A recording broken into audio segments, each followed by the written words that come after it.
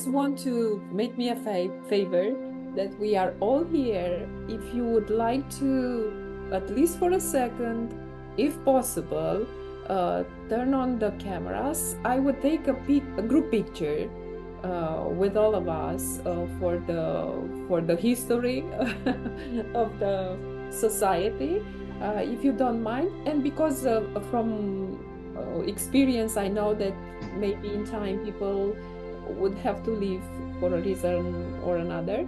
I would really like to take the picture at the beginning, and if you don't mind, I will do it right now.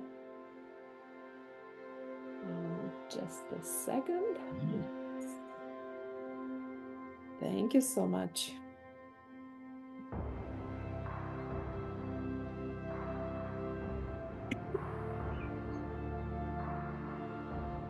And one more.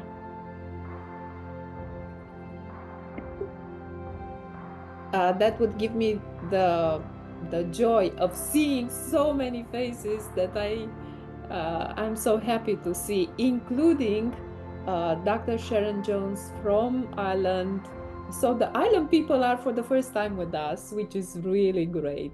And Dr. Melody Green and Brenton, thank you for being here, and Dr. Stephen Elmore from the C.S. Lewis Foundation. And I would name you all, but I'm taking time from Kirstin, which is not good. So let's just start. Thank you so much, Denise. And yeah, let's pivot from me to Dr. James Como. And so wait till he appears. There he is. There he is. And we're so privileged to have Dr. James Como with us here today. Some of us who are on a little bit early got a little bit of an early conversation with him. But now we're starting the formal beginning here.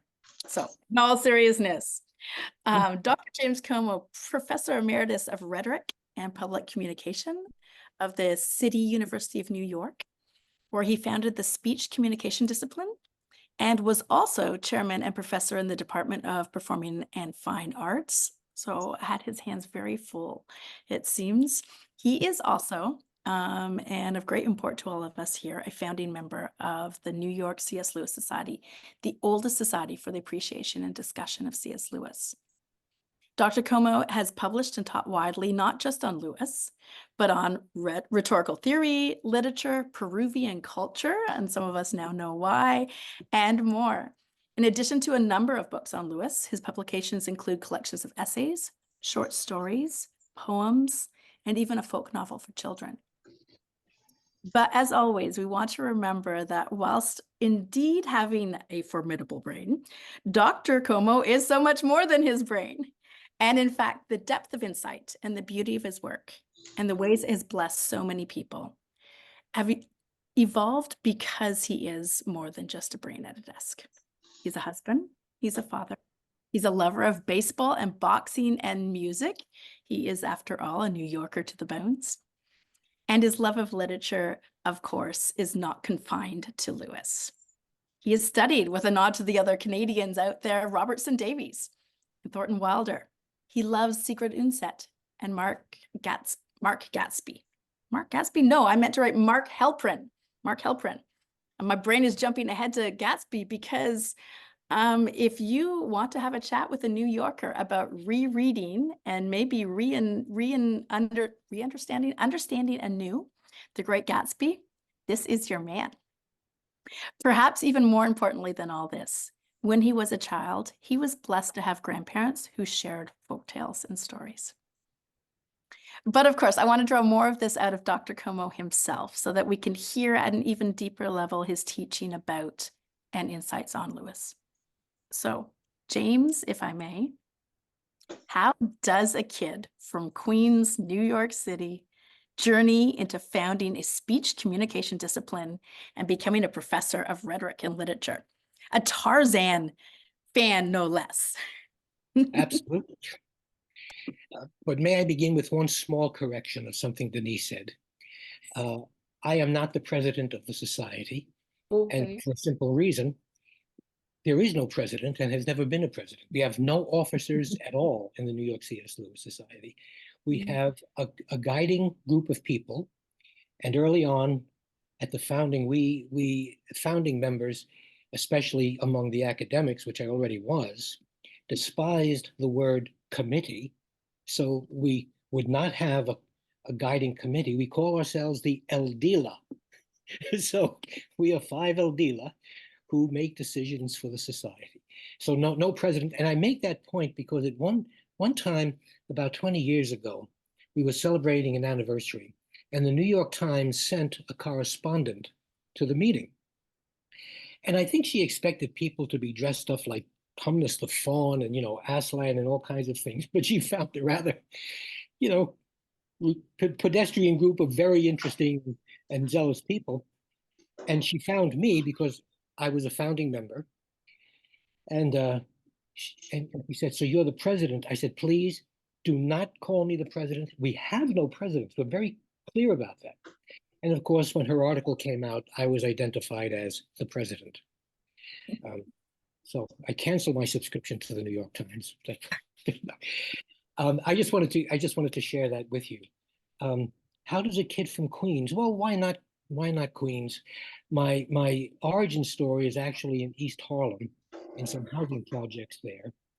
And I heard a lot of Spanish spoken when I was a child and loved it. And so became eventually very fluent in Spanish, was almost going to major in Spanish in college. But I just loved argument. My whole life, I just loved argument. And I was such a pain in the neck with everybody around me about argument.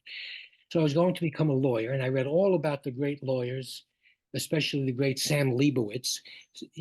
People here may not know of the Scottsboro case in the late 20s about these black kids who were accused of raping a white woman. Sam Leibowitz, pro bono, went down from New York, and not a single one of them was executed. And many of them were not even sent to prison because of what Leibowitz did. I got to meet him. Anyway, I was going to become a lawyer, and that's where rhetoric feeds in. I mean, it's argument, it's persuasion, conviction. And I just love the idea of being on my feet and having to marshal words with arguments to persuade people with something at stake, which of course I did become a professor. That's what I did for 50 years, exactly 50 years. One time, at our 25th anniversary, my cheeky daughter asked her mother, "Mom, how did a really glamorous, beautiful woman like you ever get mixed up with a nerd like Dad?" And she said, "Well, sweetheart, the truth is, he's very intelligent and he's very articulate. He was going to be a lawyer, so I thought we were going to be very rich." But it was like the old bait and switch. Once she was hooked, I pivoted to university teaching. So that's how I got involved with rhetoric. And then at York College, I joined the faculty there in the second year of the college. That was 1968. It opened in 67.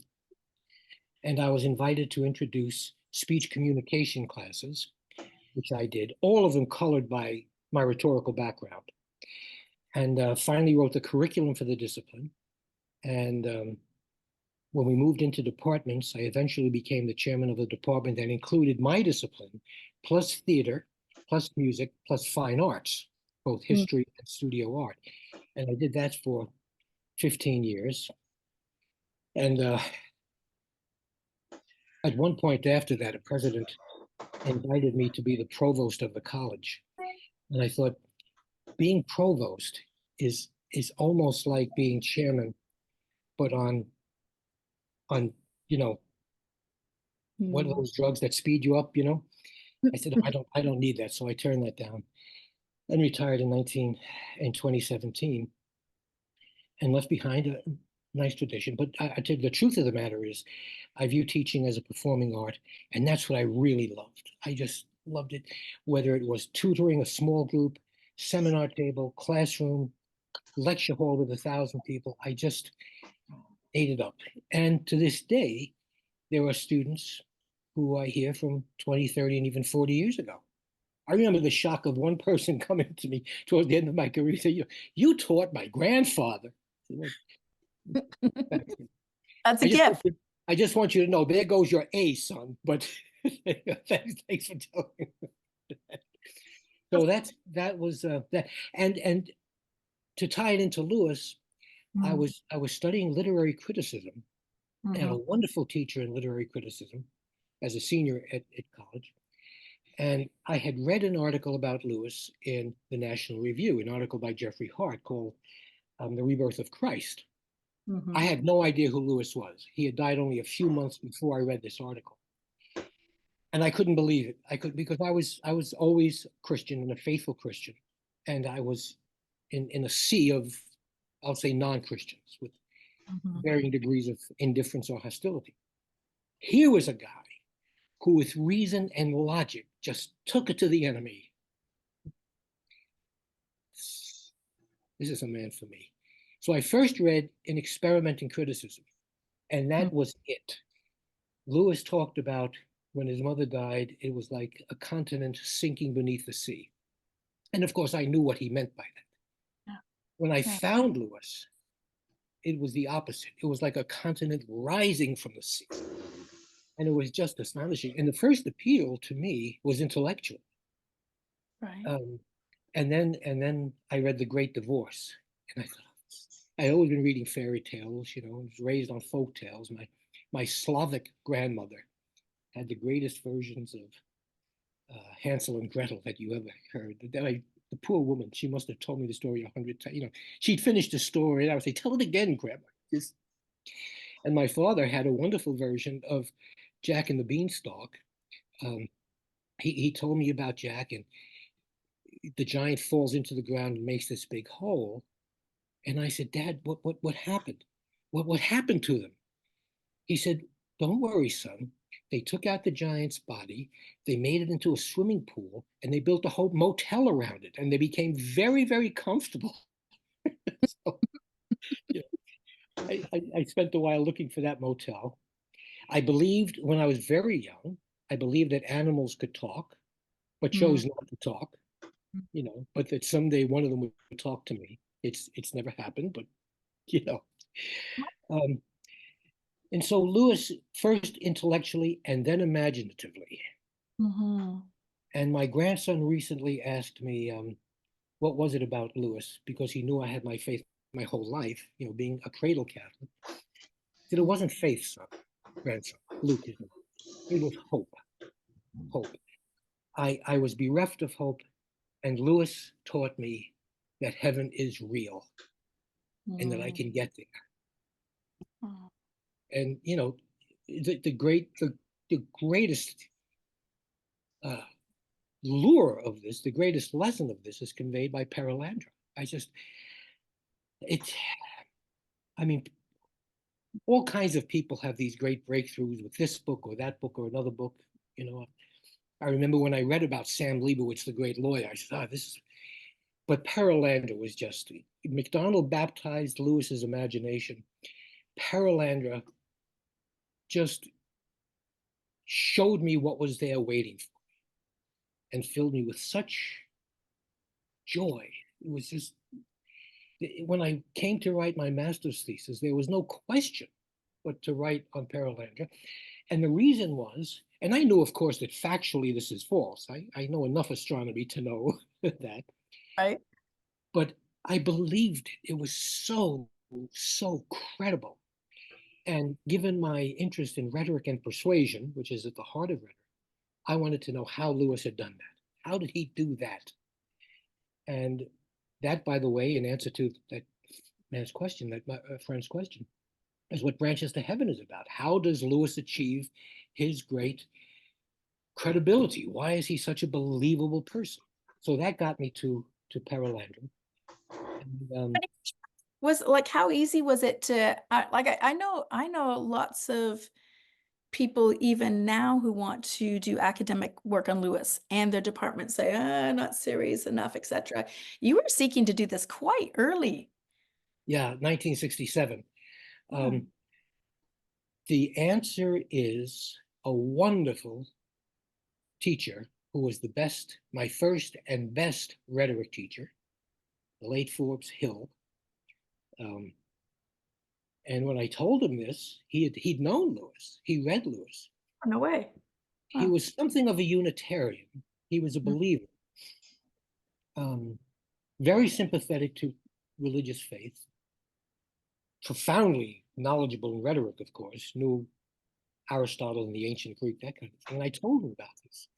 And he said, that's wonderful. Let's do it. And the reason everyone else wanted to do speeches, rhetoric was speech making. But I knew better. There was a book by Wayne Booth called The Rhetoric of Fiction, pivotal in my development. And Forbes had given us that book to study. And that was it. It just changed the color of my intellectual landscape completely. And I said, Forbes, I want to do this in light of Wayne Booth. And of course, that turned out to be the beginning, because that got me to call Jung and archetypes and all kinds of things. And then I left it aside until 60 years later. I became mystical parallel. So I was blessed by having this wonderful guy, Forbes Hill, who was so sympathetic to learning, to boundaries being wide instead of limited, that kind of thing. And he also, I think, I had done very well in his classes, so he respected me. He knew that I wasn't going to, I was going to empty the tank. He knew that when it came to it. He was always appreciative of that. So a blessing. That is a blessing for all of us. You described yourself earlier as a cradle Catholic. Do you think that allowed you a different perspective on Lewis and his writings than some of your non-Catholic colleagues? You were mentioning Chris Mitchell earlier and your bonding. And maybe wrap up in that, if you will. Has working on Lewis with Lewis shaped how you think about ecumenical diversity? It has. It has. Of course, not everyone is a C.S. Lewis, and not all great readers of C.S. Lewis are happy with the fact that Lewis did not become a Catholic. People thought that Lewis had become a Catholic in the late 40s. Pilgrim's Regress, I believe, was reviewed as though it were a Catholic book, because it was published, I think I'm right about this, by Sheed and Ward, which is a very famous Catholic publishing house. It never troubled me. It never bothered me one bit. Lewis by now knows the truth. One day I will know the truth. We'll all know the truth one day. But in the meantime, I will say this. I was educated in my faith in public schools only. I never went to Catholic school. And it was a very systematic but rudimentary Catholic education. I always went to Mass. I always received the sacrament when I thought I was in the proper state to do so, that is. And never read any Catholic apology. I only learned about G.K. Chesterton, for example, because of C.S. Lewis. And I remember when I was in the society, I met a lot of Catholic friends in the society. They all had been raised on Chesterton. I had never heard of Chesterton. Lewis was the greatest Christian writer and remains the greatest Christian writer. I would say modern writer that I've ever read. I've since read some mystics, and I've read St. Augustine, of course. So Lewis did it for me. I mean, he was the whole package. So I was never troubled by it. I early on realized that Lewis could bring in people of any faith. At the early meetings of the society, the very early meetings of the society, there were two people, one of whom had become a Catholic priest, who had been atheists until they read C.S. Lewis. And that's happened to a lot of people, and they've gone on to be Episcopalians or Anglicans or Catholics in some cases. It really doesn't matter to us who are members of the society. We've never, as far as I can recall, we've never had the slightest. It's been discussed, it's been brought up, but it's never led to any kind of even mild disagreement at the society. If you want me to get very personally, from a very, very young age, the Blessed Mother has meant a good deal to me, the Blessed Virgin. I wish that Lewis could have had the, I won't say insight, but depth of feeling that I had for my dad. He was never disrespectful, of course. That's out of the question. But that is something that I think is something of a dividing line, but it's not salient to me. As I once told somebody, all of us Christians are on the same side of the line that matters most. The tomb was empty. That's it. And we are saved because of that emptiness of the tomb. So no, as some of the most influential people on me were Chris Mitchell, Michael Travers, the great Michael Travers, which I mentioned. Another man down in Memphis, Dennis Beats, who joins our society meetings every now and then. Many of the scholars who have written on C.S. Lewis, Chad Walsh to begin with, Clyde Kilby, for goodness sakes. It goes on. And I remember once I was at the Lewis collection, and I met Professor Kilby, who was he was a Southerner, you know, and we New Yorkers have a certain idea of Southerners. You know, they're really very, very polite, but underneath that, you know, they can be something else. So no opinion markers out there. Or no. He said, you'd like to know that James Como is visiting us from New York to study C.S. Lewis. So he says. I suspect that he's really here as a missionary to bring us all to Rome. I said, well, Professor Kilby, you've seen right through me. But he was as generous as you could possibly imagine. He's just, and all of them. And they've taught me about all of these people, colleagues at the society. Clara Sirocco, who's a Catholic, Mary Geringer, who's a Catholic, Maggie Goodman, who is not a Catholic, I'm pretty sure, have taught me especially about hope and perseverance. So yes, ecumenical. Yeah, that's beautiful. Thank you. And when you're talking about the ecumenicality, you've made it very clear that that's an important aspect of the New York C.S. Lewis Society. So maybe that will let us sort of move into, and I'm going to give you a couple questions here, and again, let you sort of tie them together as you will. Can you tell us a bit about how the society came to be, who the founders were, how you founders found each other? Maybe how you've already a little bit alluded to how being part of this community has shaped and changed and formed you. But also, I would love to hear for all of us, if you have any thoughts on why groups like this are important generally. Not, for us generally, and then also important for the academy, because it seems to me that it's important that they do not belong to the academy. You may agree or disagree with me on that. I'd love to hear your thoughts on that, and even some highlights from the society over the years. As a whole picture there. Oh, okay. Don't forget, you have permission to interrupt and cut me off. You're too interesting to cut off. That's the problem. 3 people are important to the founding of the society. One is a man named Henry Noel, who wrote a letter exploring interest in C.S. Lewis and a desire to get together to meet.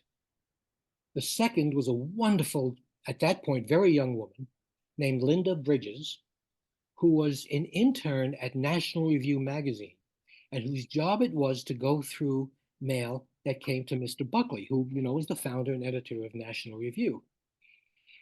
She saw this letter, and although not herself then a Christian, was a reader of C.S. Lewis. She knew that William Buckley was a devoted reader of C.S. Lewis, and so she brought that letter to William Buckley's attention. And he printed that letter in his little section at the beginning of his magazine called Notes and Asides.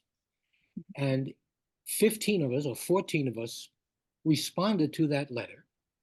And through the coordination efforts of Henry Noel, we met for the first time in a living room on Staten Island, and for the second time as well.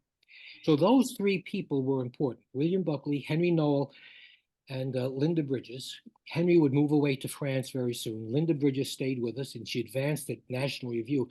I've had some articles published in National Review when she was the managing editor. And I want to tell you, she would edit my work so expertly that Yeah. not only was the work better, but I Mhm. really couldn't tell what she had done to it until I looked it over with greater care.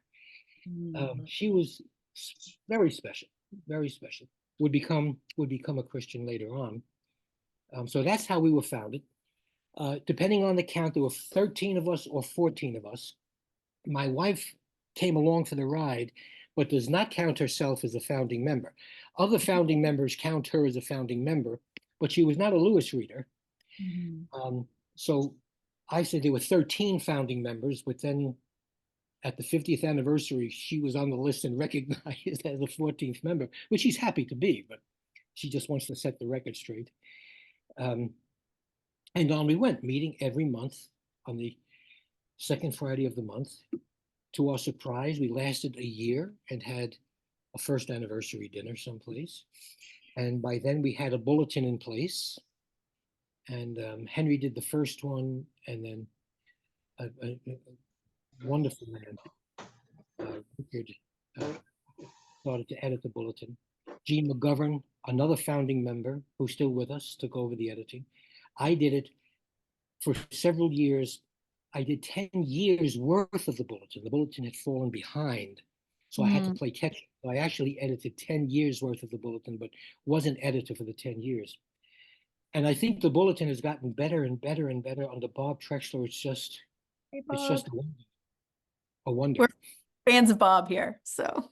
Yes, he's extraordinary, and of course the founder of Winged Lion Press, and he had the good judgment to publish 2 of my books. So we know how smart Bob is, right? So that's how we've gone on, and then we would meet at different venues when we got too big for living rooms, and always the meeting we decided not to begin with a prayer. We started with a reading from Lewis, and the chairperson would have us go around the room and introduce ourselves. Any new member would say what his first or favorite Lewis book was, and then we got down to the meeting. Now, very often, the meeting was hosted by a scholar who had a paper, but just as often, and this I think is very, very important, there were people who were devoted readers of Lewis who just had an idea, and they wanted to share this idea with us. And when the putative chair of the meeting was over, we'd have a discussion. And it was a good discussion, a lively discussion.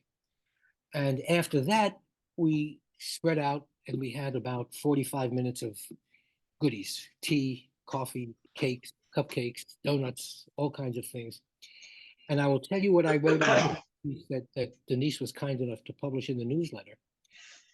For many of us, a meeting of the society was an event, capital T, an event.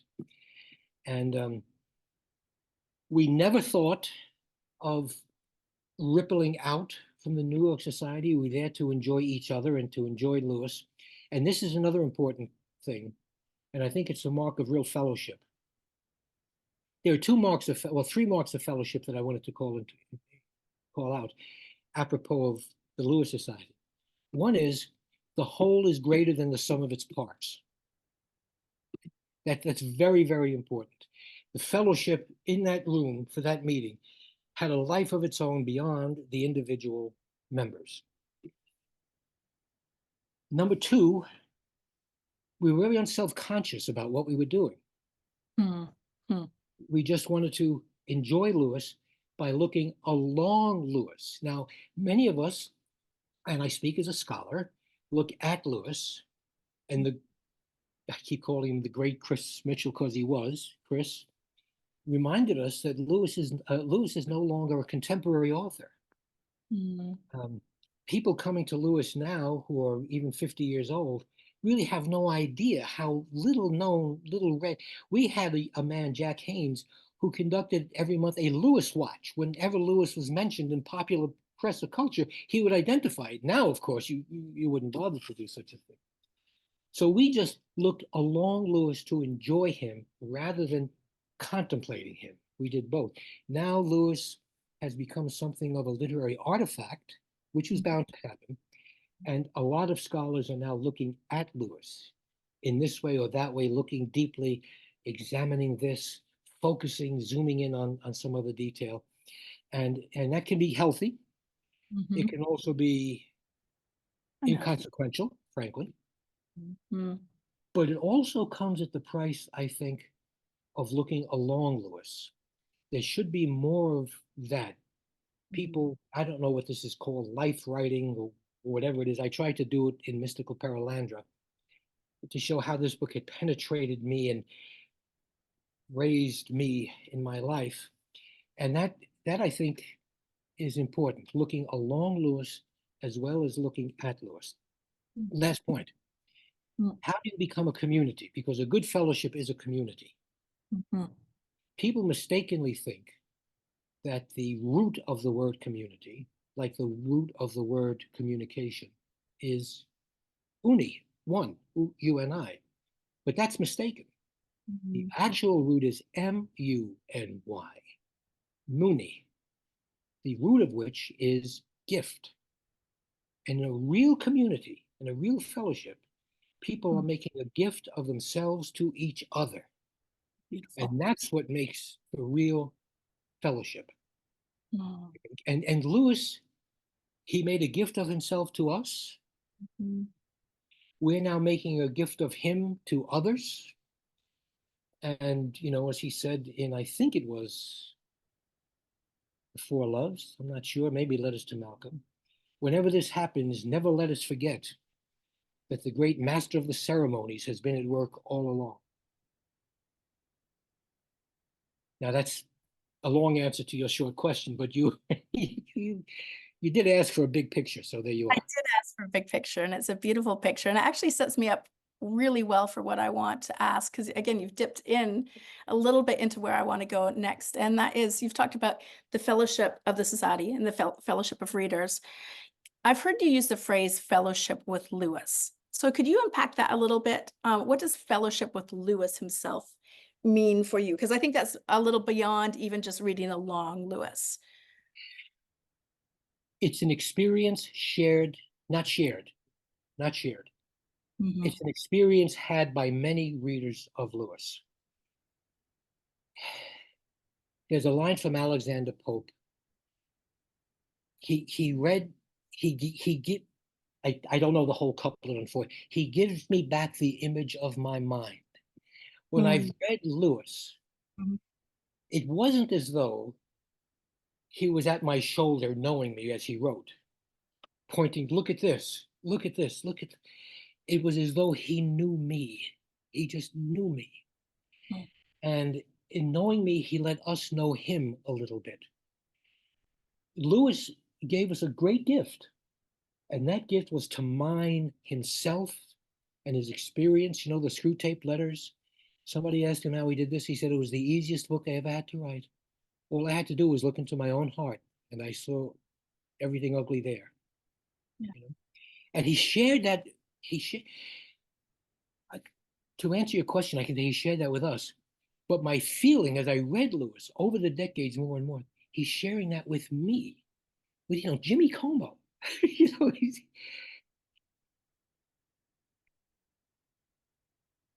I don't want to anticipate. I know you have a question about mystical Paralandra, but I'm telling you that three-stage progress that Ransom goes through is something that I went through, and I'm there when he's climbing through the darkness of that cave with an imaginary horror chasing him, only to realize that a real horror is after him because the unman has not been unmade yet. That's all of us traveling with Lewis, who went through it, and I, who went through it, only to arrive at that mountain with Ransom and to meet the two Eldila and understand what it's all about, which of course is the great dance. So that's fellowship with Lewis. I know that if I had sat down with Lewis and met him, he wouldn't know me. Hmm. But after 10 minutes, I think he probably would have known a good deal about me. He was quite a penetrating psychologist.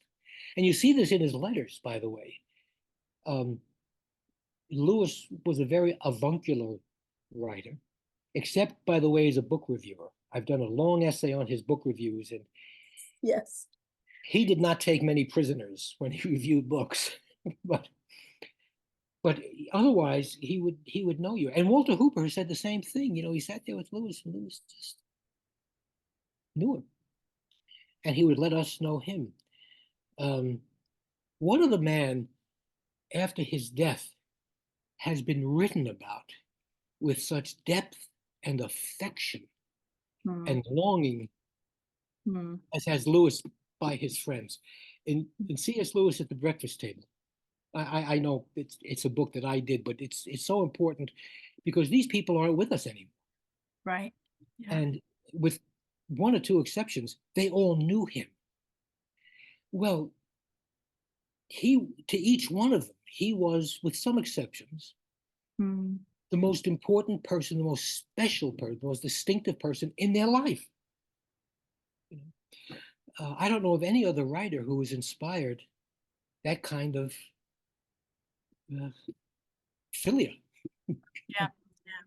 Yeah.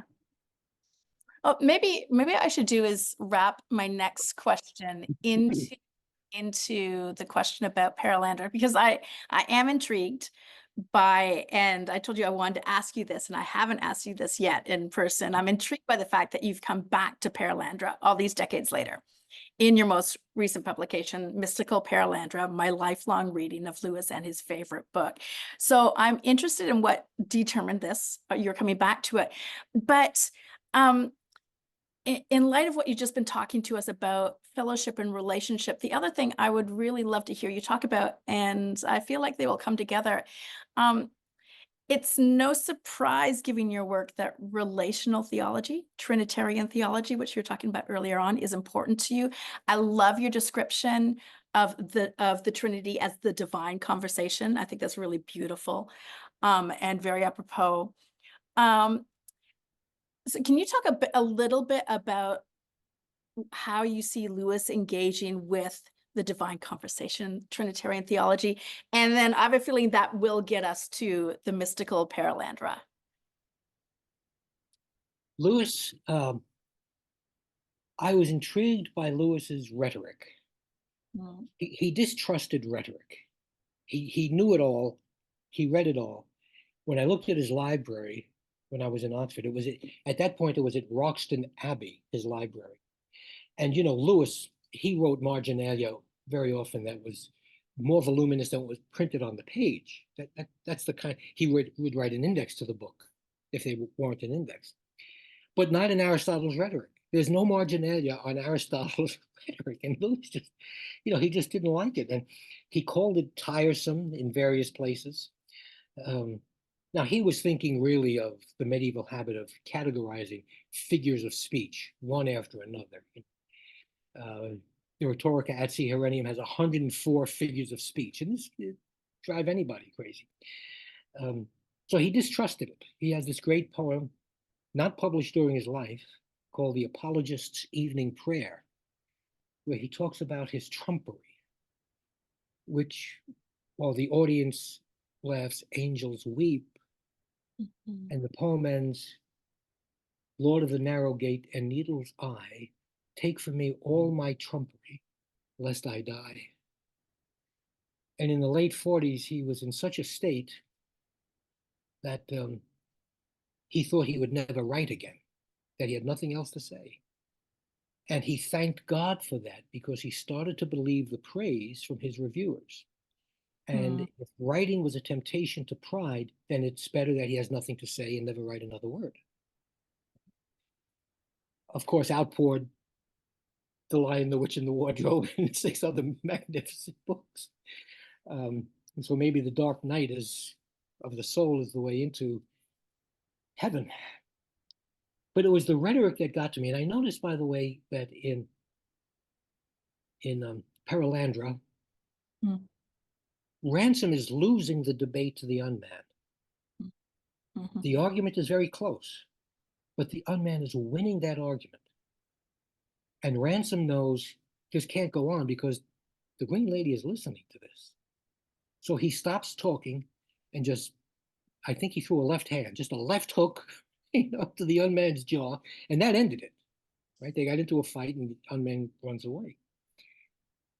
In the underworld, the witch is charming the children into believing there is no Narnia.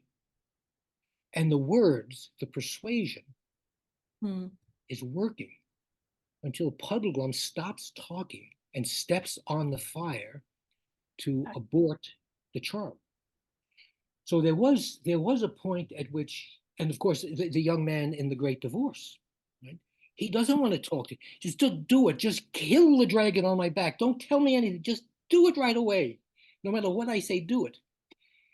Lewis understood the limits of rhetoric, but he practiced it beautifully.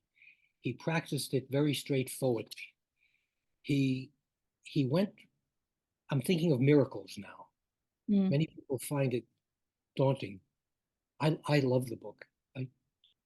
He goes from what's possible. You can't tell me that a miracle was impossible. So, then he makes it plausible.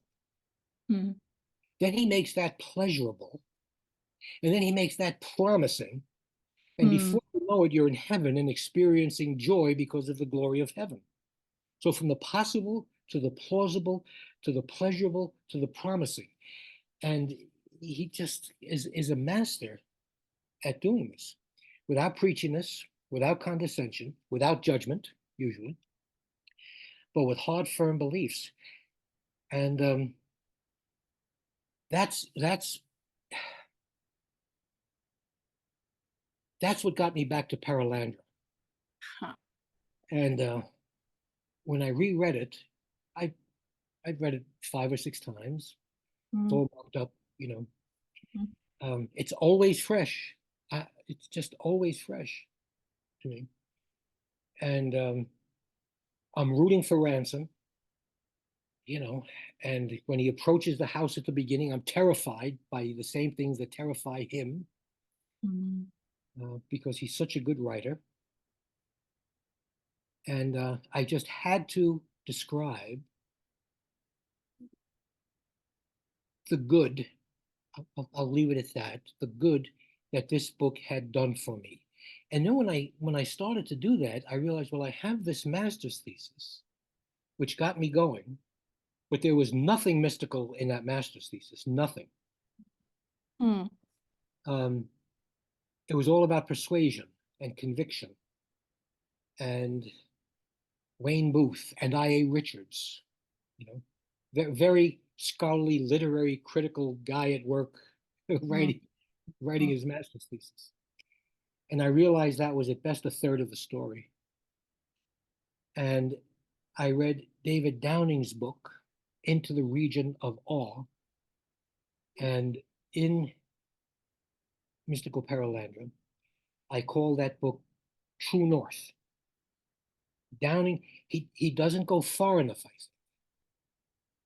I wanted to take it farther than David had taken, but he pointed me out, got me a long way along the path until I finally realized no matter what Lewis says, and sometimes you can't believe what Lewis says about Lewis, he was, in fact, a mystic. He didn't like that because he would not want to tempt comparison with the great medieval mystics, Hildegard of Bingen, Walter Hilton, St. John of the Cross. He would have none of that. But there he is.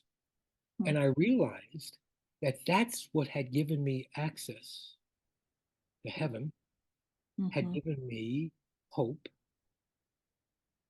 I don't know what the great dance will look like when my time comes. And I know it'll be more glorious even than how Lewis describes it, but I know it's there. And I know I'll be part of it. And I know that I'll be at the center of it, because at the end of Paralandra, Lewis describes that everybody is at the center. It's what St. Bonaventure called the ubiquitous center. It's center is everyone in every place. Every particle of dust is the center to the omniscient God. So I went back to Perelandra, realized I had been a master's thesis, understood that I was a different person, realized how much I owed the New York C.S. Lewis Society and the fellowship it had provided. Life is complicated, and along the way, I had a house I couldn't afford. I had 2 children. I had a job that was just could be very, very troubling, except for the teaching, which was, it was always great at the college to say, "Oh, I'm sorry, I got to leave this meeting. I have class." It was just wonderful to escape into the class or the lecture hall or the seminar table and away from everything else. Home life, not my own home life, but in my extended family, there was I talk about this in the book, a lot of difficulty, including violence. So life was thick, life was complicated, but always there was the touchstone of C.S. Lewis and of the society. There are 3 founding members, I think 3, well, 4 if you count my wife, who are still with us. Eugene McGovern is one, William Dawson is another, I'm a third, and Alexander is the 4th. Now, of course, a lot of members go back a very, very long time. And at one point in the history of the society, things looked pretty bad because the woman whom I regard as the godmother of the society, Hope Kirkpatrick, died, and she kept things together. What will we ever do? And I said, if let us assume we were meeting at a certain parish hall. Let's assume that we announced the end of the society. We're dissolving the society. I guarantee you that the next second Friday of the month, 25 people will show up to talk about C.S. Lewis at the same place. So it's not about a formal. I remember I was at a lecture once, and the great late Bruce Edwards, wonderful guy, great Lewis man, talked about the formal society in New York. And I said, Bruce, I have to correct you. There's nothing formal about us. And if we dissolved the society, we couldn't do it because the society was not a place. I will say COVID has taken a toll. Zooming is not the same as meeting in person. There can be with any group the affliction of routinization, where things become too routinized, and so the freshness is missing. There's a phenomenon which I described once I was on the subway, the New York subway, and I was reading. It might have been Out of the Silent Planet, and I looked across the car, and there was a young woman reading Mere Christianity. Now, I had never seen anybody in the street reading C.S. Lewis. We all think when we discover something that we've discovered that something. C.S. Lewis was my discovery, that kind of thing. Our eyes met, and she looked at my book, and I looked at her book, and I mouthed the words, "You too?" and that's a phenomenon which has not stopped and should not stop. It's so alive and well in Yash. It's just, to a man my age who grew up in the Cold War, the idea that this would be happening in Romania is beyond belief. Now, I know we have all kinds of believers and non-believers, maybe at this meeting, but I happen to be a believer, and this is the Holy Spirit at work. It's astonishing. This Yash is now the hub of interest and the rippling out of C.S. Lewis. It is, one colleague said he wanted his university to be the cutting edge. I don't like the image, but there is no one cutting edge. But the freshness of Lewis, of You Too, is right there in Yash, thanks to Denise and her family and all the others who help her. When I saw the newsletter and I looked at the roster of speakers and I see the people whom she welcomed in, it's absolutely global. It's astonishing to me. So freshness, You Too, community, meaning a gift of each of us to the other, the whole being more than the sum of its parts. All of these are what make the fellowship of C.S. Lewis. And Lewis is right there. Now, one of the things I say in Mystical Paralandra, people often talk to me about the impact of C.S. Lewis. And I'll say this one thing until your next question, Kirstin. I'll say this one thing. We can talk about the movies made about Lewis. There's a new one out. It was a play called Freud's Last Session. It's now a movie with Matthew Good as Lewis and Anthony Hopkins as Freud. I saw the play. It was very even-handed, except for one little part there. No need to talk about that. Shadowlands, of course, was a big deal. Not a good movie, in my opinion, but a very big deal. Translations of Lewis, sales, ongoing stuff. I mean, we had the New York C.S. Lewis Society, and it was very influential. When I visited Redlands as a guest of Stanley Matson, I was introduced by a chap who's the head of the Southern California C.S. Lewis Society, whose name I'm now forgetting. Forgive me, sir. A wonderful guy who said that society would not have happened but for the New York C.S. Lewis Society. And Michael Ward at our 50th anniversary said the same thing about the Oxford Society. So this is very, very reassuring and very encouraging to us, right? To know that this has happened. But we have to keep it fresh. We have to keep that U2 phenomenon alive. Let me stop there until your next question. We'll see what you have in store for me. Oh, I think that's a beautiful place to stop for a moment. And we've reached 2:05, so we've got sort of a half an hour to open up questions to others. So I think this is a good place to do that transition. And just a reminder to all, if you direct message your questions for Dr. Como directly to Agora Christie, then they can send on the questions to me. I have done a classic mistake, friends. I have 7% left on my battery and my cord is in the other room. So I'm going to turn off my screen. I'll stay with you. You won't see my face. I'm going to run and grab my cord in the other room. We're going to take you with me so I can hear you. And Dr. Como has a question. No, I have one more thing to say. Oh, yes. Oh, well, hopefully you've got several more things to say. I did, but yes. I didn't finish the point that I was at. We have movies, we have stage, we have translations, we have sales. What is the real influence of C.S. Lewis? What is the heart of fellowship? Where is Lewis in the fellowship? Think of the millions upon millions of people who have read C.S. Lewis and had exactly the same experience I had. This man knows me. He's shown me heaven. He's taught me it's very, very personal. So if you want to know the impact of C.S. Lewis, find out how many people have read C.S. Lewis, and that's your answer. That is your answer. And that's why it spreads across Central Europe and Eastern Europe and into Asia. We've had members of the society from Korea and Japan and so on. And we become friends with each other. Yes. Yes. We are gifts of one to each other. Yeah. I will follow you into your other room now. Okay. And when I say we're gonna officially draw to a close in half an hour, but those of you who are regulars know that there'll be an opportunity to stick around afterwards if you have time and if you'd like to, and for the conversation to continue. And so that invitation is open to everybody.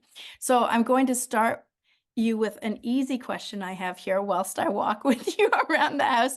And that is, you've come back to Paralandra, but that may not necessarily be your favorite McDonald book. We're next going to have to get you on George MacDonald. That may not be your favorite Lewis book. What is your favorite Lewis book and why? I'm sorry to disappoint you. It is my favorite Lewis book. Oh, hey. So number two. Well, number two, a close number two, and the book that I think is the best literary achievement of C.S. Lewis is Till We Have Faces. It's a magnificent literary.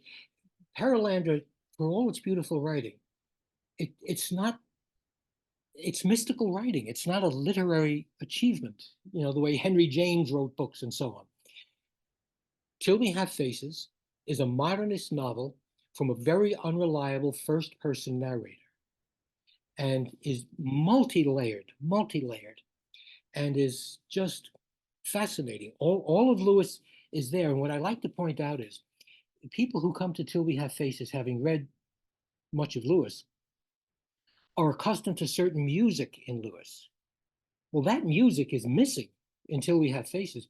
And part of the reason is Orwell, the narrator, she is so unpleasant. She is such an unpleasant human being. I mean, who would not like to sit down to dinner with Elwyn Ransom?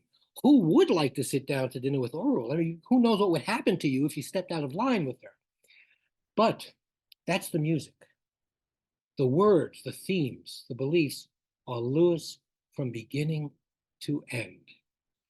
And so constructed that it becomes, in my opinion, not unlike Perelandra, another crypto autobiography of Lewis, but also a kind of biography of me. And I know I'm not alone. I know that there are millions of people who agree with that about Till We Have Faces. I think now Till We Have Faces is coming into its own. It took a while. It's taking a while. A lot of people still can't quite get it, or even if they get it, they just don't like it. I think with Till We Have Faces, I become much more of a literary critic than I do with anything else Lewis wrote. I see the great narrative and technical achievement that the book is. Because, you know, Perelandra narratively is very, very simple. It's an imagistic theological achievement. But Psyche, boy, who hasn't been that poor benighted woman? Who hasn't been wrong about so many things only to find out later that she was wrong? Yeah. I'll tell you a quick anecdote about this book. I loved it when I first read it. In fact, it's one of those books, when I finished it, I started it at the beginning all over again right away. And my wife is a great reader, a very great reader. And we would often trade books. You have to read this. Oh, you have to read this. Okay. I read this book. I said, you have to, darling, you have to read this. It's just wonderful. Well, I don't know. I don't really like Lewis. I know you have to read this book. You know? I want your perspective. You know, a woman is a narrator. So she read the book. Now, I want to tell you before I go on, I believed every word of Till We Have Faces, except for one passage. I give the book to Alexandra. She reads the book and she says, I just didn't believe it. I believed none of it. Oh, except for one small passage that I believed. I said, well, what? She said, no, you tell me the passage that you didn't believe.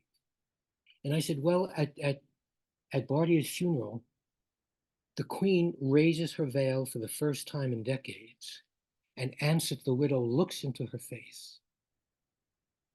And she says, oh, I see you loved him too. And they fall into each other's arms, woman to woman. They then separate, but for that moment, they realize what they shared about Bardia.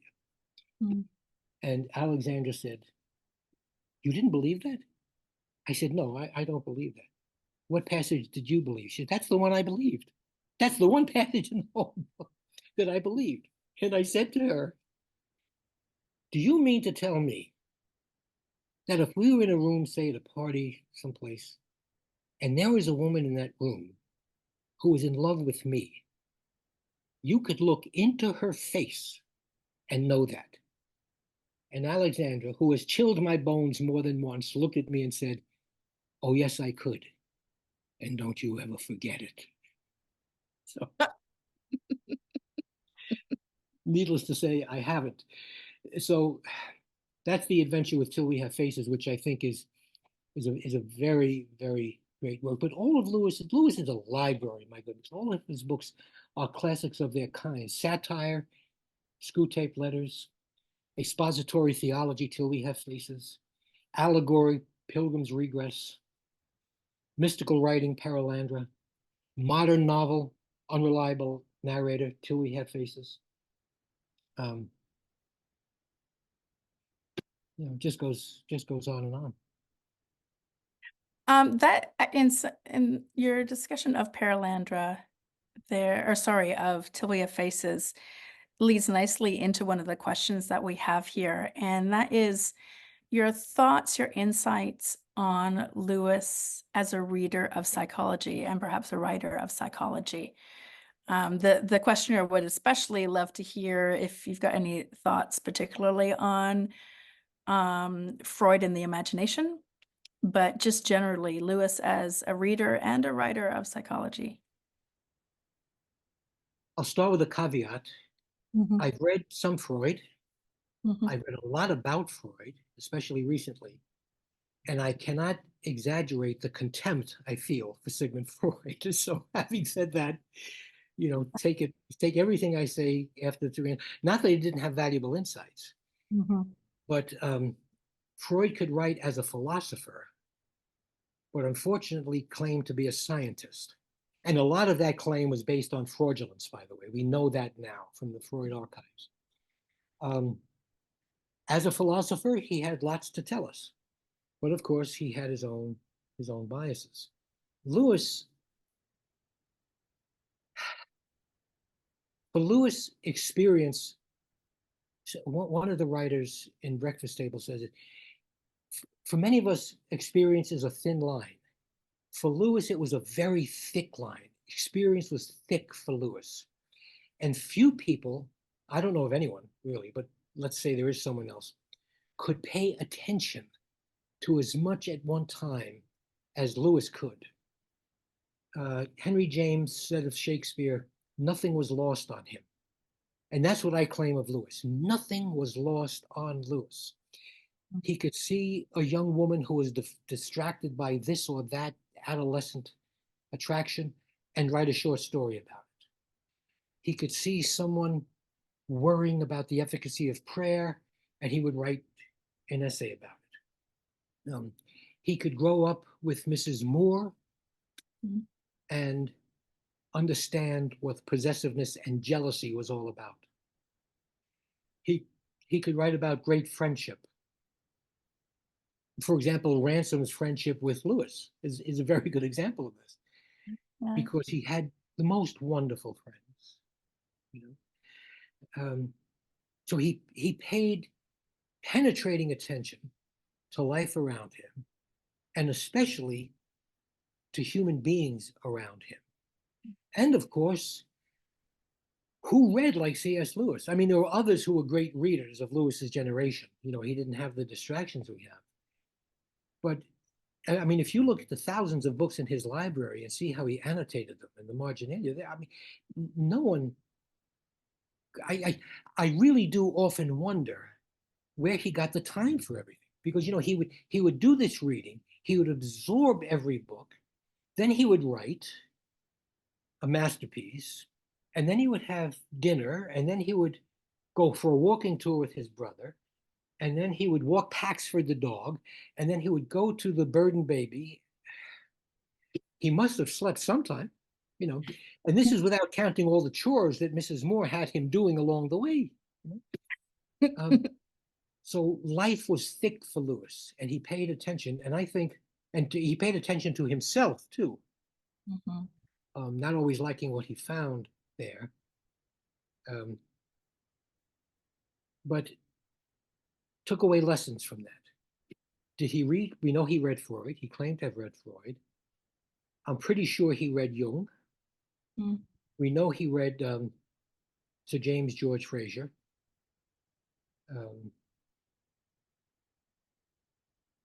He read the great literature.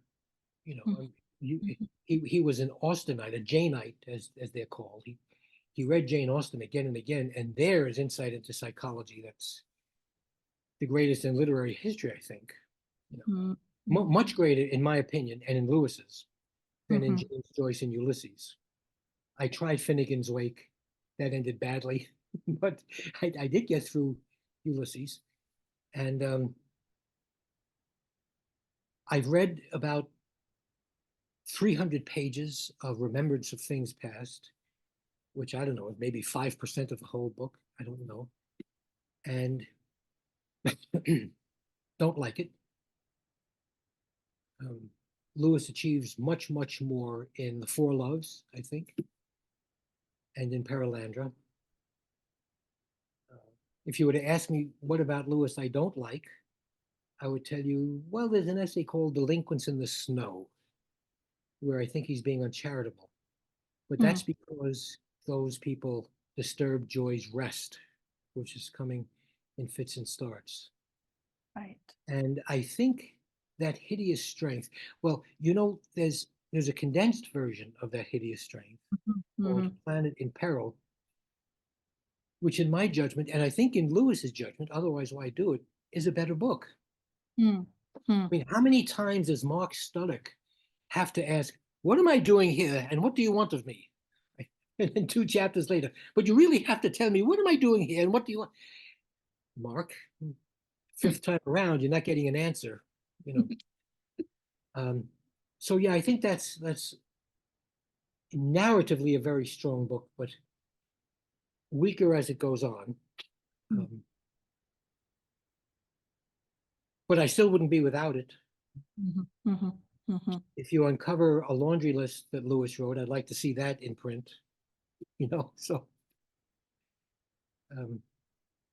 Well, further to this, and maybe not from the Freud perspective as much as Lewis's, but how do you think Lewis understood the imagination? I'm taking that from the imagination to be, how would he define imagination? That's a hard question. Yeah, you save them for the end, don't you? What did Lewis think of well, there's a whole body of work on Lewis and the imagination. There's The Great War with Barfield, that has been written about by people who have lent themselves to it with much greater authority than I have. We know that he called the imagination the organ of meaning, how things connect to each other. Meaning is connectedness. So the imagination tells us how that synthesis works, and it often does so with what Coleridge called the primary imagination, which is just making up images to see how they go together. The secondary imagination for Coleridge was, and I learned this from Barfield, is beneath that, farther than that. And I've often told people that, Christianity, especially the virtue of hope, takes imagination, and they think, oh, so that means you just have to make stuff up. I said, no, it means you have to have vision. And that's what imagination is, I think. That's what Lewis gives us in Perelandra. It's a vision of how things might be and our role in that. In this case, the great dance. There was a point when Lewis was in a coma, and when he was in that coma, he woke up all of a sudden from a coma. And he said, I can't believe it. I can't believe it. He had seen something. And Hooper was there, and he said, what is it, Jack? He says, no, it's better than anything you could imagine, Walter, better than anything you could imagine. So that's what the imagination is. It's, excuse me, it's seeing, it's synthesizing, it's lending yourself to what you see, and then understanding that this is what things could be. What, he once described myth as what could have been historical fact.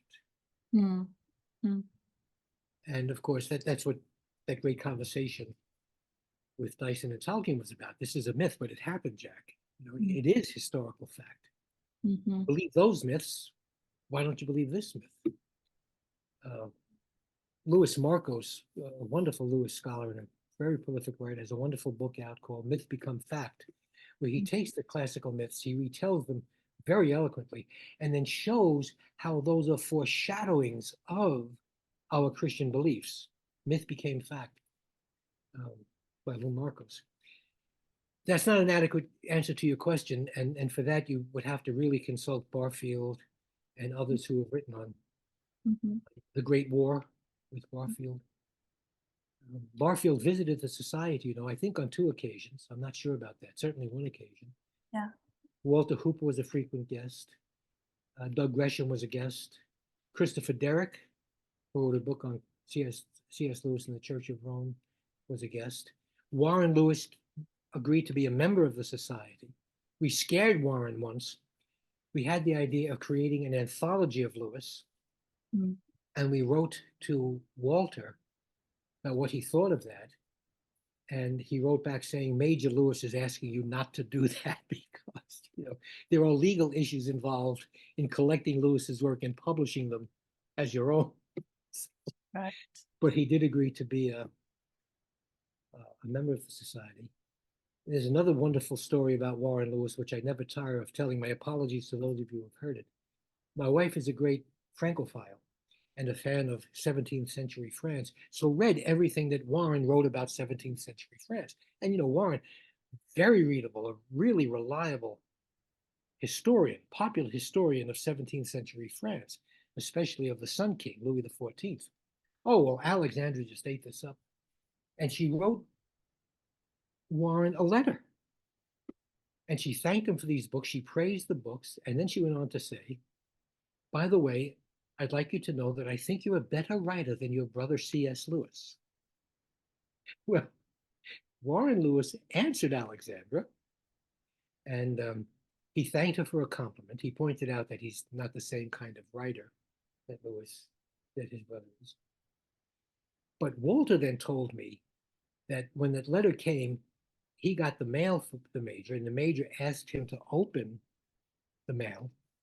And there was this letter from this stranger in New York City. And Warren asked Walter to read it out loud. So he did. He read the letter that I just reported to you, including the last part. I think you're a better writer than your brother, C.S. Lewis. And Warren said, you see there, Lewis? You see that? Now that makes 2 of us. That's wonderful. And I'm very happy to note that in Don King's splendid biography of the Major, that story appears as the last footnote of all in the book. And I'm very sorry I never met the Major. What a wonderful gent he was. Wonderful gent. And everybody loved him. Yeah. Well, we're getting near the end here. I have a question from another historian, like Warney, and I would have loved to have seen him and Warney sit down in a room. And that is, we're back to Dr. Paul, who would like you to push in a little bit more on Branches to Heaven. And maybe briefly summarize your intent, and especially for those who haven't read it, and then what you're hoping the reader will walk away with from that book. Well, I write that book as a rhetorician studying a master of rhetoric. So the overarching answer to that question is that that quote comes from, that title comes from a quotation by Lewis about Edmund Spenser. He in his writing, you have branches to heaven and roots to hell. And in between those 2 extremes comes all the multifariousness of human life. To read him, meaning Spenser, is to grow in mental health.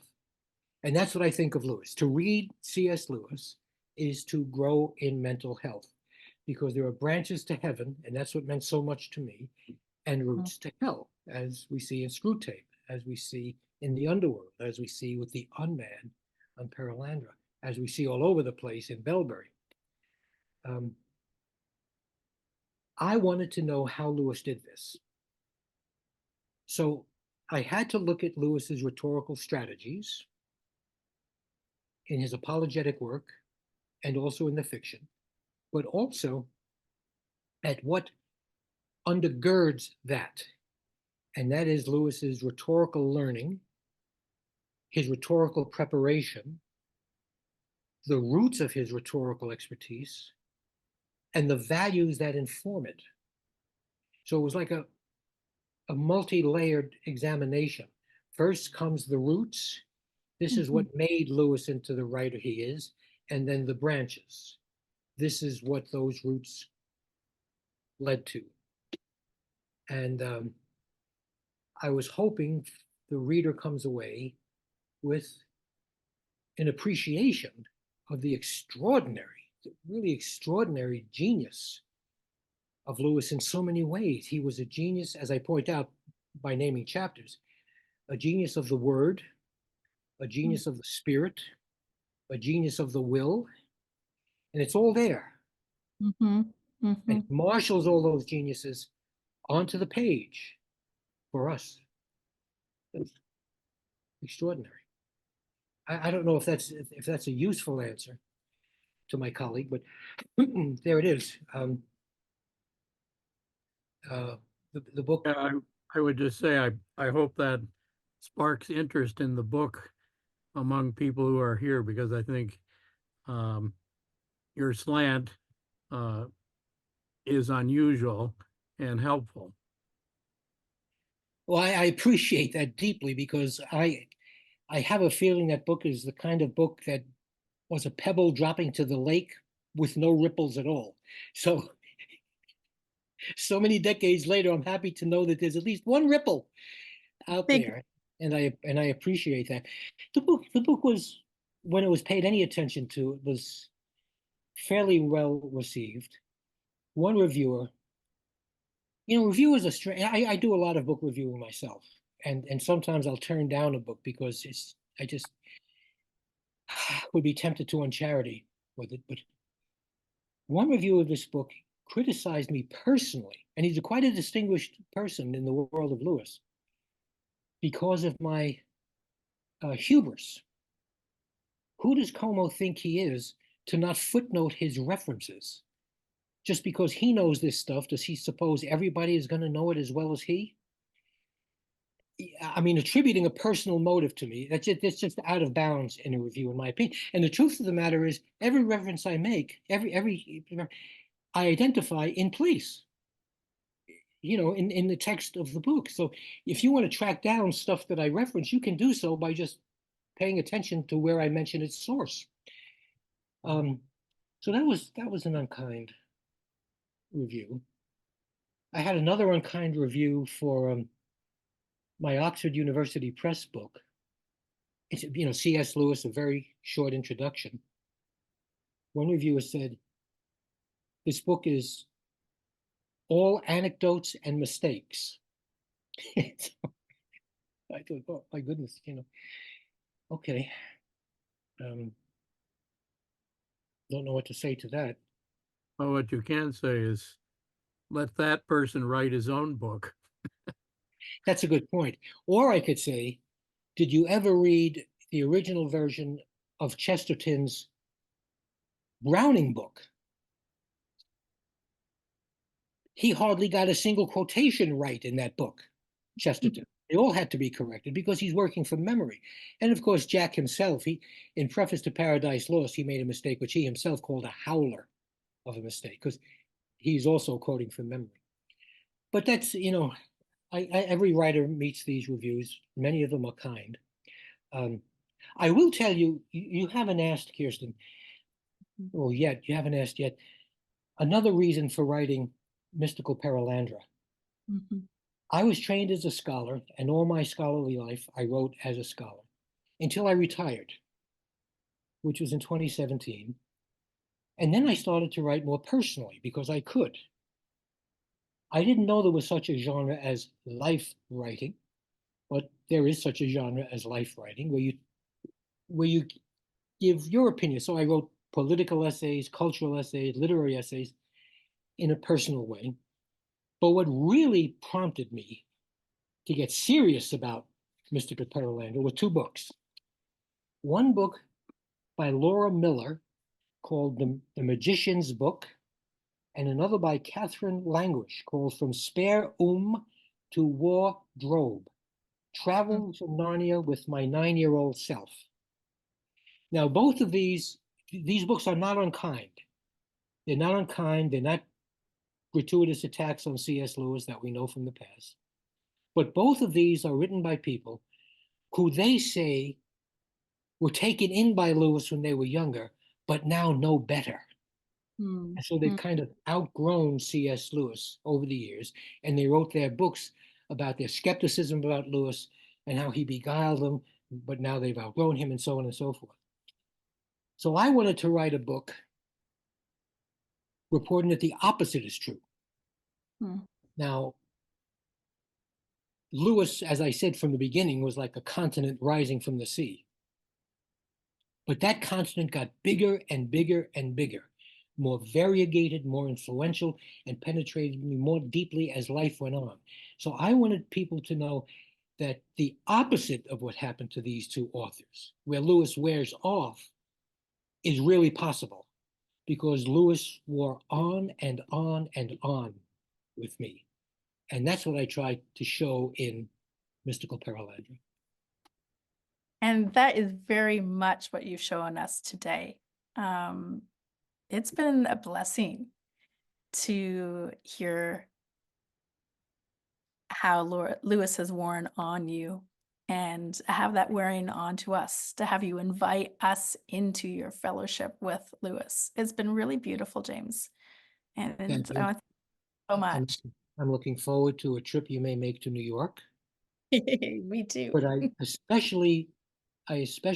know that you might have other questions, and if I'm not done, I'm not done, but I want to make sure I say this before I leave, that Yash and Kindred Spirits, I really do think is the hub of freshness and thinking about and the sharing of C.S. Lewis in the world. I also think, I don't think this matters very much, but I think it is also a cutting edge, that there are things being said here. I've looked at the roster of people, it's an astonishing array of people, and the ideas that are coming out are just wonderful. Who would have known? And so I am very grateful to Denise, to the Vasiliou family, to Yash, to Kindred Spirits, for having invited me. It's been my honor and pleasure to have joined you. Hurrah. Thank you. Could I ask, I think, we're gonna do like an official goodbye and thank you, and then people are welcome to stay on. And Dr. Como, we don't want to exhaust you, but as long as you're like, if you have time, we'd love to keep you, but please do not feel like you need to, because you've given us a lot of time. But I have not prompted you with this, because yes, I have lots more questions, and I'm sure other people do too.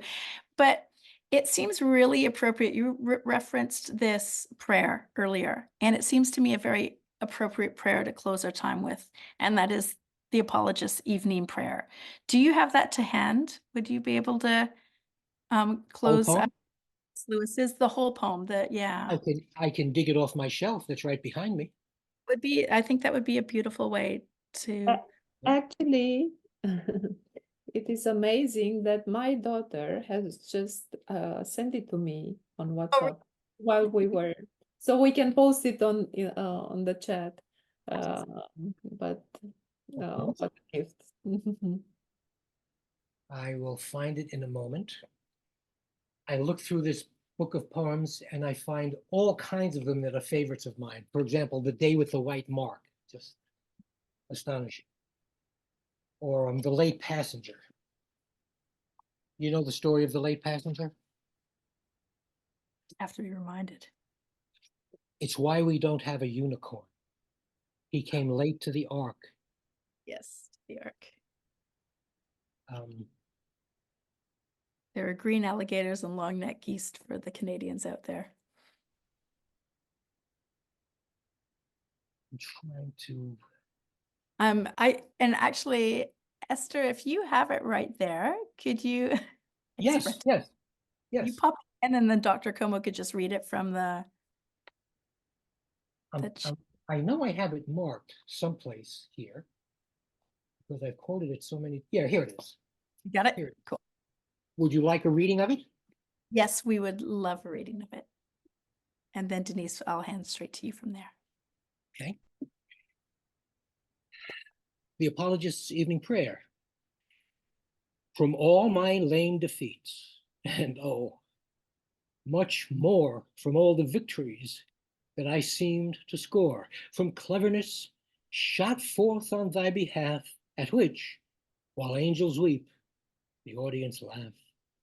From all my proofs of thy divinity, thou, who wouldst give no sign, deliver me.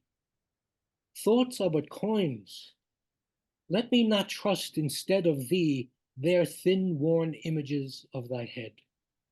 From all my thoughts, even from my thoughts of thee, O thou fair silence, fall and set me free, Lord of the narrow gate and the needle's eye. Take from me all my trumpery, lest I die. Amen. Amen. Mm.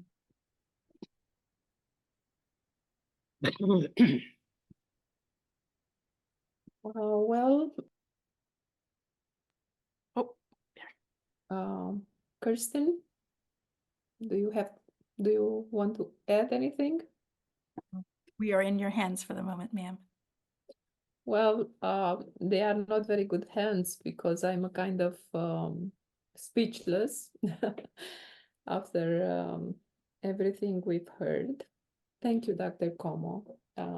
It has been amazing, like an amazing feast for us to hear all this.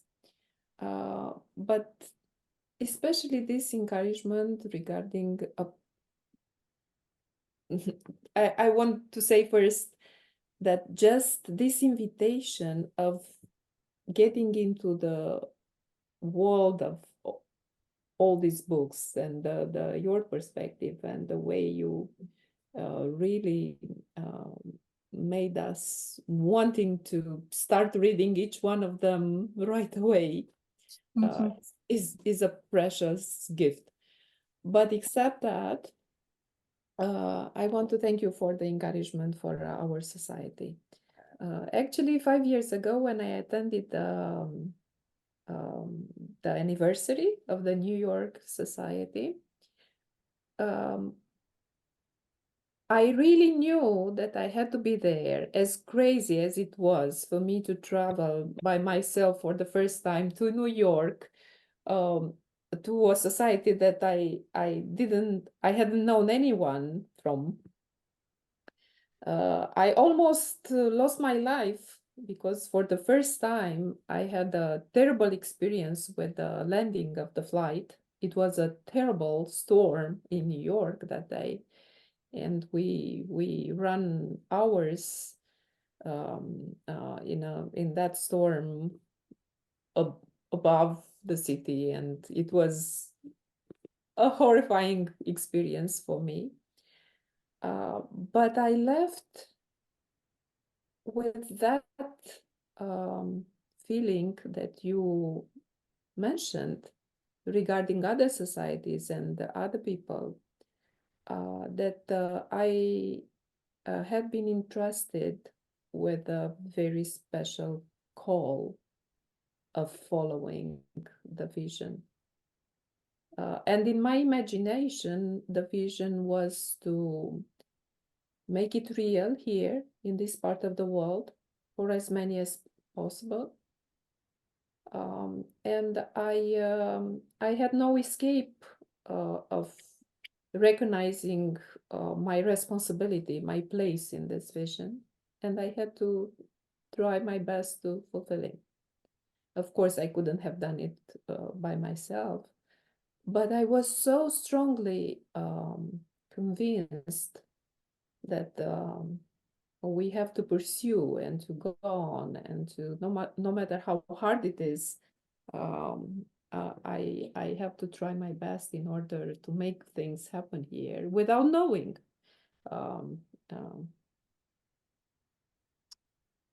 what was about to come.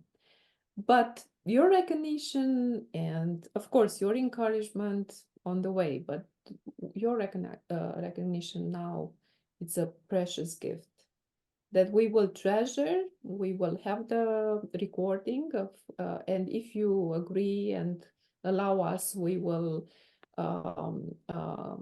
somehow post it in our newsletters and have it on our website, like a very precious piece of history.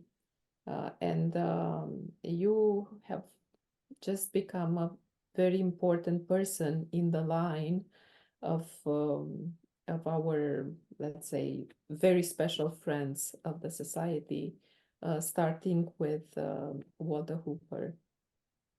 And there are people here, including myself, that we will certainly tell the story of what you said and how much you encouraged us and what it meant for us to get to know the history of the society and to get to know you and your books. So I thank you, and I'm just curious to see what happens. And I hope we will make plans, and I hope you will come again. It is certainly just the beginning of discovering the tremendous treasure that you've got. And again, Well, Denise, you hereby have my permission to record everything and to put it wherever you please. thank you. Thank you so much. I also thank you to Kirstin. I'm so happy that you've got a new friend and that you are going to New York. You all heard it here. It's like you're bound to it now, James. And, I'm ready for you. And I thank you to all of you that have been a part of this very special meeting today. I hope you will somehow stay close to what we are doing. We would really need each one of you to become a member of the C.S. Lewis and Kibri Spirit Society, because that would somehow build strongly what we are trying to build here. And I will come back to Dr. Como. Of course, we would be very honored that you will become part of the gallery of the very special members of the society. And even maybe you will somehow help us with your expertise in doing things better regarding organizing or whatever, making plans and making this vision becoming real. So we will keep you posted through the newsletters what is happening next. We are planning 2 more C.S. Lewis Connected events this year. And we will hopefully announce the next year conference. But till then, our efforts are now to try to build a society and its activities, and to find, to discover ways of making C.S. Lewis's writings known. I had the surprise, and Dr. Common made me remember that in a meeting with ladies, a very common, normal meeting with some ladies last week, one of them unexpectedly said, and I need to thank Denise for introducing me to Lewis. Wasn't that something? I mean, someone had just started reading Lewis because I such a strong, passionate reader of him. So with this having said, thank you so much for the ones who helped us to organize the meeting. Thank you, Kirstin. And I would just ask Dr. Paul if you want to add anything about the society. And then if you still like to be around and talk and communicate with one another, I would be delighted to have this. Well, I think you provided in the newsletter information about ways that people can support this project. And perhaps people who haven't gotten the newsletter could send you or send to Andre the email addresses, and then you could send them out. Or you may have these on the people who have registered already list. So yeah. We will add the addresses, and please, if you don't want to receive them, you just can unsubscribe if you want to stop receiving them. But and also we can it is in the chat. Please go and look for the New York Society bulletin. There is a tremendous treasure there, and it is just great to discover it. And also, I hope that somehow the New York C.S. Lewis Society will adopt the C.S. Lewis Society from Yash, and yes, and we will pass the baton on to see what happens next. I mean, in the future. Indeed.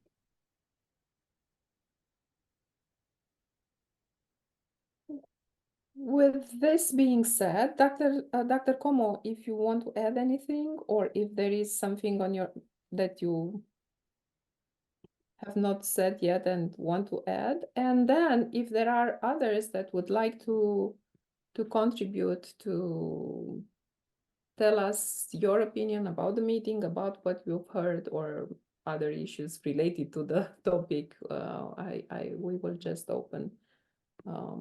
As I mentioned to Kirstin when we first spoke, I really could go on and on and on. You know, sometimes when I'm invited to speak someplace, they'll tell me you'll have a captive audience and an open mic for as long as you please. And my wife will say, do they really know what they're getting themselves into by telling you that? And so yes, there's always more to say, especially about Lewis, but not now, I think. And if there are others with questions, and I might stay with you for another 10 minutes or so, I'll be happy to do that. Okay, thank you. We also extend the invitation for the conference in 25. If you feel like coming to Yash, that would be, and experiencing yourself, we would be very honored to have you among Thank you. Thank you very much. speakers. Thank you. Okay, I can see the screen. I don't know what, I mean, the whole, if you, David, help me with this. So if anyone would like to add anything, try to connect. I actually have a question, Denise, for all of the scholars out there. Freud's last interview was brought up, and I have not seen it yet. But I wanted to get a perspective on the reality of that movie. Did that actually happen? I did not. What's your perspective takeaway from that movie? Is it a good propagation for the life of Lewis to a culture that doesn't know Lewis? Some of those questions come bear to mind when I meant to see it before I left the States, but forgot about it till it was presented tonight. Some time ago, maybe as long ago as 20 years, I'm not sure, there was a book written by Dr. Alwyn Nicolai, who is a psychiatrist, a physician, and also a Freudian, teaching at Harvard Medical School and also in the Liberal Arts College. And he wrote this book where he compared the worldviews of Lewis and Freud. Dr. Nicolai, it turned out, although he kept this muted in his classes, he's late, he's dead now, was a Christian, but very, very even-handed. Speaking for myself, I found the play, I haven't seen the movie yet, I assume it's the same as the play, very even-handed, except for one thing. At a certain point, now they're in London, at a certain point, there's a blast outside the building, a bomb falls or something, and Lewis panics in fear and dives beneath the desk. And I just don't think that would have happened. I don't think, Lewis was in combat in the trenches. He knew what artillery fire and bombs falling were like, and he wouldn't have dived in a panic like that, knowing that he's in London. So that I thought was kind of a cheap shot. But otherwise, the ideas, and this is really a book about ideas, a play about ideas, are very even-handedly dealt with. Now, it didn't happen. If the question is one of historicity, the answer is no, it did not. It did not happen. It's speculative for the sake of exploring ideas. And it ends, kind of a spot. I don't want to spoil anything. It's leading up to a certain climactic resolution, which is very, very unfortunate on the one hand, but very predictable on the other hand. And the ending does not favor Freud. I'll just leave it at that. But I think it does help introduce people to Lewis, to his ideas, to who he was, just as Shadowlands did. I think Shadowlands took too many liberties.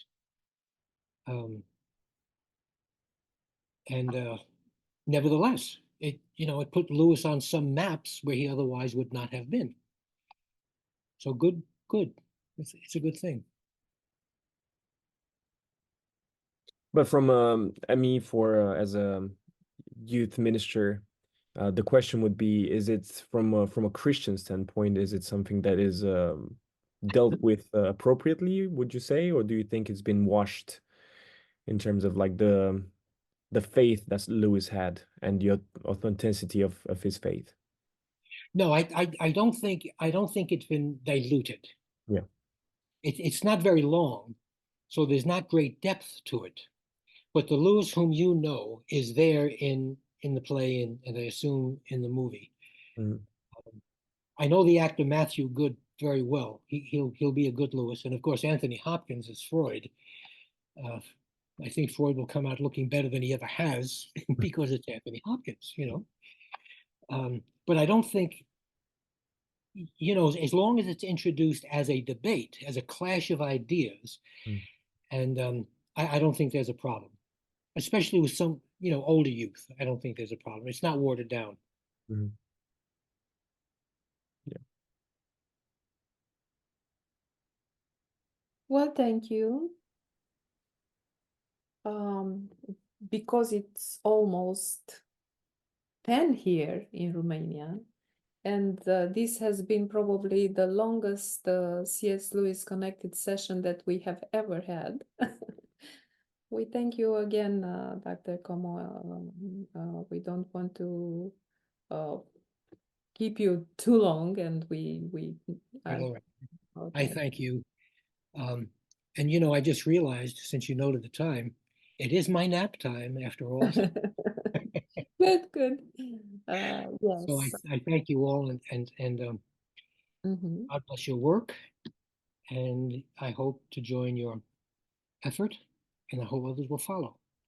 And Kirstin, I hope to see you again and enjoy your company down the road. Me too. Thank you so much. It's been wonderful. Bye all. Goodbye.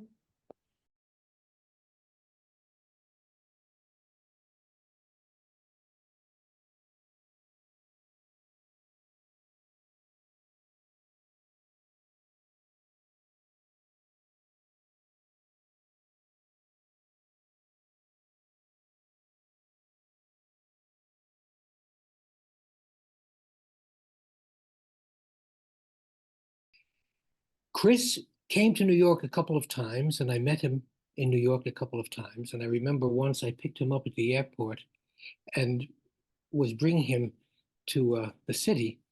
But we stopped at a diner, and a very famous diner, and this diner had been voted the most outstanding diner in Queens. And this just thrilled Chris. The motto was on the menu. He brought the menu to the owner so the owner could dedicate the menu to him and sign it so he could bring it back and show people Wheaton College where he had eaten. And we went to St. Patrick's Cathedral together. And he was in awe. And I said, well, Chris, what do you think? He said, there are places, physical places in the world that are touched by sacramental holiness. And this, so, and he was a guest speaker at one of our weekends of the Lewis Society. And I went to Petoskey with Chris once, with Walter and Kim Gilnet, and another Walter Hooper and Kim Gilnet. And so it was just special. And I was going back to Petoskey with Chris when I got word that he had had a heart attack and died. Such a loss. And Wade is blessed to have found David and Crystal Downing as subsequent to Chris. But Chris was irreplaceable as a scholar and a gentleman. And I'm a Catholic and Chris wasn't, but he taught me, as did a man named Michael Travers, by the way, another outstanding guy, about Christian faith and charity especially, that I had not fully comprehended before. So I could go on about Chris. I just enjoyed his company enormously. He was a very funny guy, very learned, knew Lewis backwards and forwards, but also the other six, of the seven who were there. I contributed to the volume dedicated to him. And and he's been replaced as director. Notice it takes two people to replace Chris, right? But he's irreplaceable as a Christian gentleman, just pure and simple. No, thank you. I know it was Chris's encouragement and Denise's hands up that I wouldn't let this pass without saying that actually, after I got into the PhD program, the whole story started with Chris, because I had the blessing of visiting the Wade Center, and he received me then.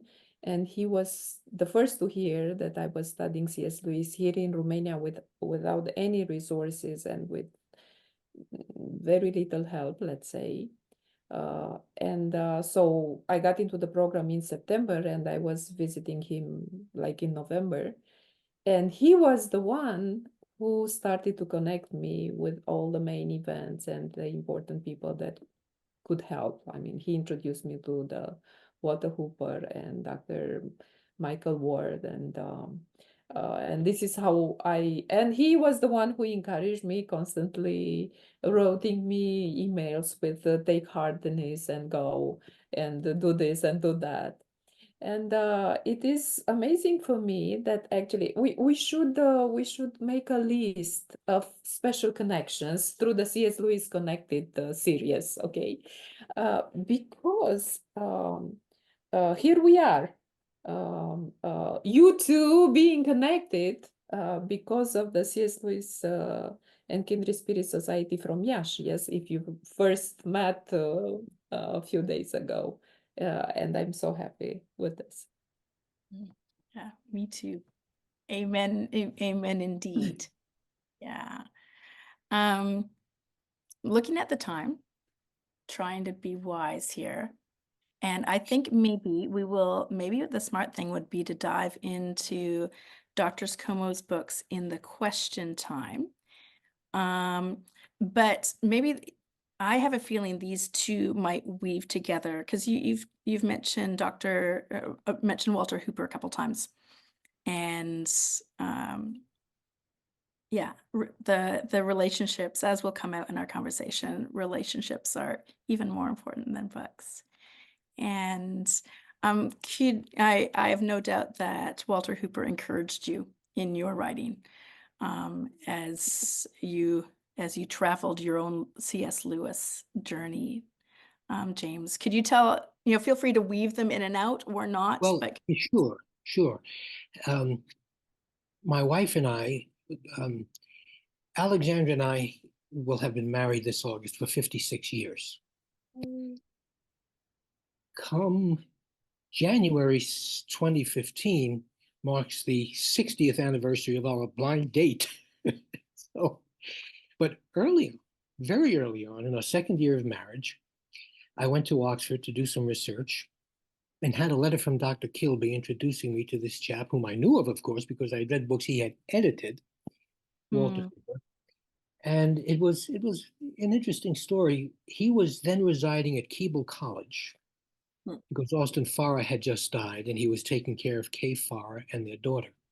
And we rang the bell, 3 o'clock in the afternoon. My wife had this terrible headache, and a very disheveled man answered the door. I mean, very unkempt, splattered unkempt. We told him why we were there, and he said, "Oh, okay, can you just step inside and wait a while?" And we did. And 10 minutes later, the same man came down the stairs, but this time dressed in an Anglican collar, and his hair was combed and so on and so forth. And he greeted us very, very warmly. He gave Alexandra a certain pill. I still don't know what the pill was, but it fixed her headache. So, and we had tea. And eventually we had dinner together, and Alexandra went back to our little room that we had. And Walter and I did not part till 3 a.m. I mean, we just talked and talked and talked and talked and talked and became very fast friends. He was, I would say, a half generation older than I. I was really a very young man, but Walter was more of a veteran there. So generous in what he told me and encouraged me constantly. His anecdotal experience was beyond compare with C.S. Lewis. And that was the start of, as they say in the movies, a beautiful friendship. I mean, it just went on and on and on.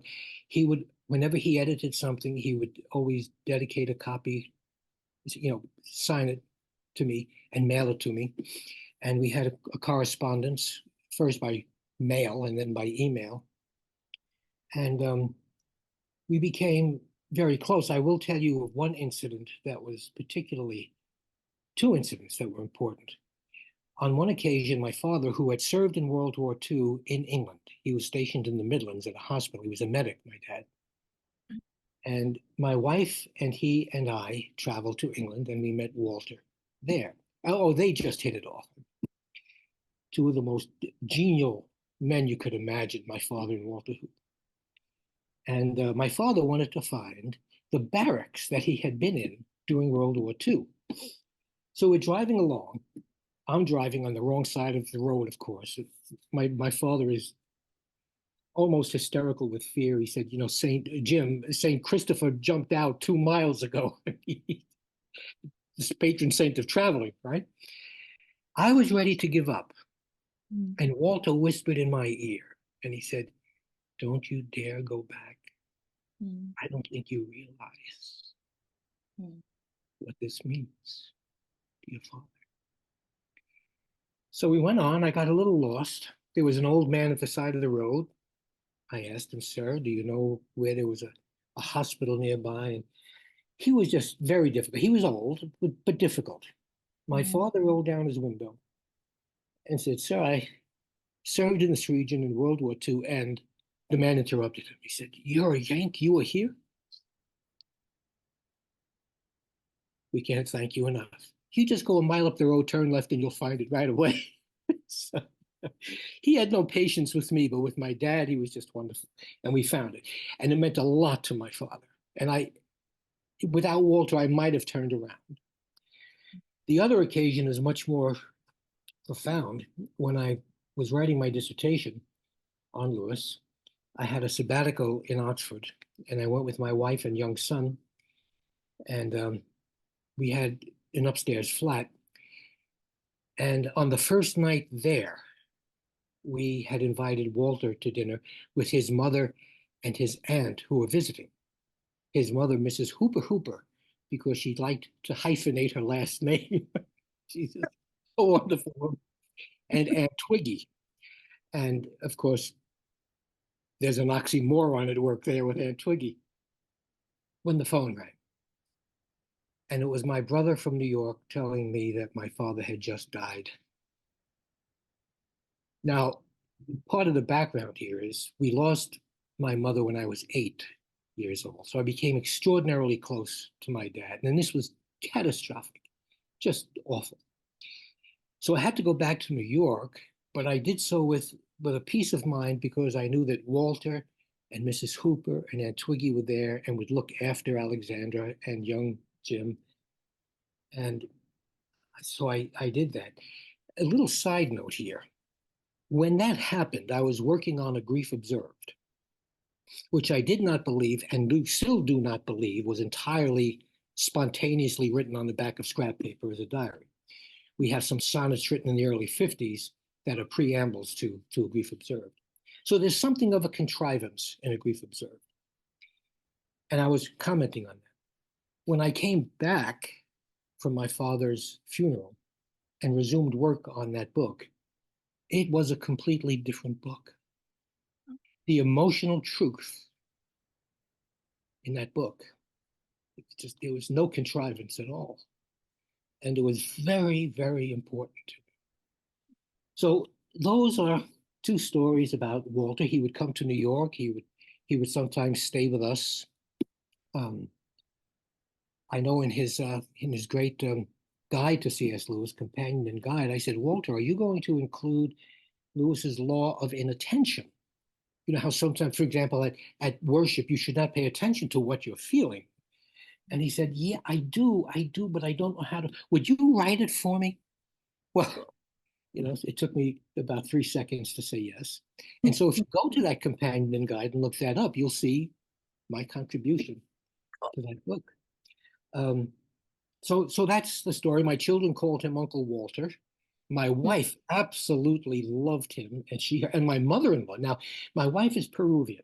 Her English is flawless, and my Spanish is very, very strong. But my mother-in-law knew no English. Walter knew no Spanish.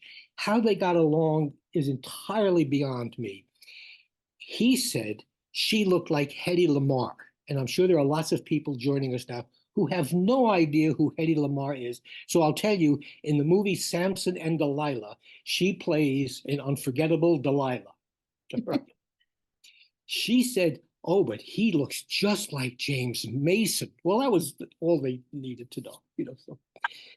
And that was that. He encouraged me. He helped me with my first book on Lewis. It became Remembering C.S. Lewis. Originally, it was C.S. Lewis at the Breakfast Table from Macmillan. And the last book, which I think we'll get to later, Mystical Perelandra, I dedicated to Walter. And finally, a couple of years ago, my wife and I were able to visit his grave in Oxford. And I'll tell you, it's very odd. I was invited by the Inkling Fellowship to give their keynote address at a meeting in Oxford. It was our first visit back where there was no Walter in Oxford. And it was just a different place. So he was a very important man who worked tirelessly for C.S. Lewis, was so generous with anyone who came along. I mean, you could have an army of young scholars, and he would spend hours with you. Just astonishing. So now, Kirstin, you remember when we first spoke last week that I told you, because I'm a former teacher of rhetoric, and I can go on and on and on. So I warned you to stop me when you think you should stop me, and no hard feelings. Okay, so. Well, for the sake of the clock, that's the only reason I'm stopping you. That was really beautiful. Thank you so much for sharing. Really beautiful.